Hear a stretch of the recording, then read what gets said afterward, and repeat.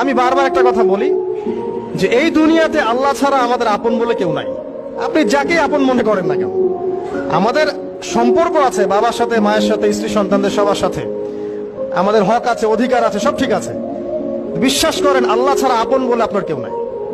এই যে গার্লফ্রেন্ডকে আপন মনে হয়, এরা আপন না। স্ত্রী সন্তানদেরকে খুব আপন মনে হয়, আপনার মৃত্যুর পর 40 দিন সময় লাগবে না সব ভুলে যেতে। পিতা মাতা, ভাই বোন সবাইকে আপন মনে হচ্ছে। পিতা মাতার স্থান বাবা মার পরে, আল্লাহ রসুলের পরে, সেটা ঠিক আছে। আপন আল্লাহ ছাড়া তারা নন। আপনি তাদের মনোপুত ভাবে নিজে প্রতিষ্ঠিত হতে পারবেন না, তারা আপনাকে চিনবে না। বলবো সারাটা জীবন তোর পিছনে এত টাকা ঢাললাম, কি করলি? কিছু করতে পারলি না।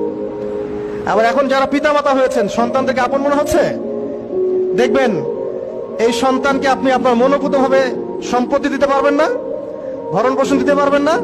এই সন্তান বড় হয়ে আপনাকে বৃদ্ধাশ্রমে পাঠাতে পারে, নাউজুবিল্লাহ। অথবা আপনার সাথে এই সন্তানই খারাপ ব্যবহার করবে। আপন মনে হচ্ছে? আল্লাহ ছাড়া কেউ আপন না। আল্লাহ ছাড়া আপন কেউ না। আর আল্লাহ ছাড়া সত্যিকার অর্থে আপনাকে আমাকে ভালো কেউ বাসে না। শুধু আল্লাহ আপনাকে ভালোবাসেন। এটা আপনারা হারে হারে উপলব্ধি করবেন যত দিন যাবে ইনশাআল্লাহ।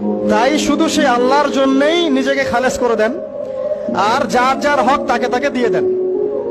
দুনিয়াতে শান্তিতে থাকার ফিলোসফি বলছি, philosophy of happiness in this হায়াতুদ দুনিয়া, সেটা হচ্ছে যার যার হক তাকে তাকে দিয়ে দেন,